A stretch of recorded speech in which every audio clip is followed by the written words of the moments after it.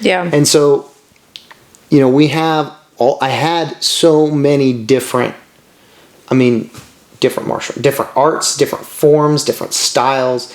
And there comes a point in the martial arts. We say it clicks. No.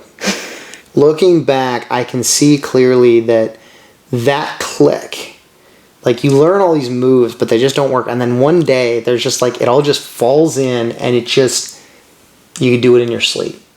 And you think it's instinct. And I've done a lot of instinct and it's similar, but it's not. And there's a difference. And once that thing is gone, you can see it. But because you've tried doing some of the same moves now. I try to steer clear of a lot of it. But Okay. there's just this fluidity. You can feel the power, the energy flowing through your body. Okay. As you're, channeling the physics and creating the motion, bringing that power up from your leg, through your knee, through your hip. If you want to be purely scientific, people would say, well, you're using this rotational energy, you're creating momentum, you're transferring it from joint to joint to joint in this cascade, and you're amplifying it as it goes. And yes, and I can still do that. But it's not what it was.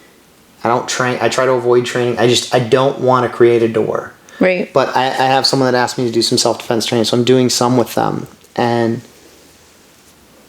the difference, I know what's right. And the difference in the power generation, even when everything's tight, is massive. There was a fighting spirit that came in. There were multiple that came in that were within, especially the main arts that I really studied well.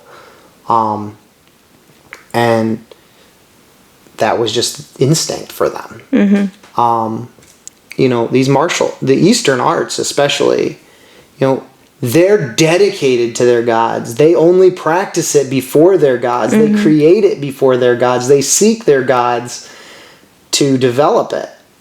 And then if you want to go to the, you go to more the animist religions, the Shinto and the Taoists,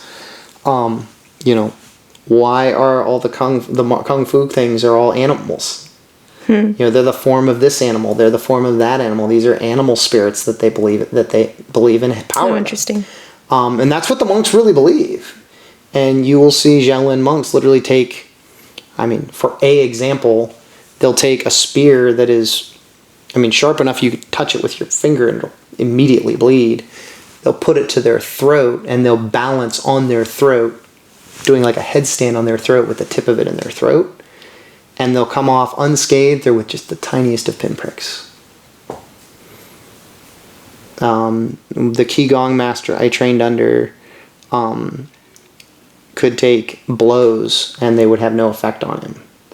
And he actually had a medical study done where some doctors hooked him up to a bunch of stuff, and then they chucked a brick off his chest to try and measure what would happen. And they're like, there was just this surge. We don't know what, but he was completely unmarked. It just bounced off.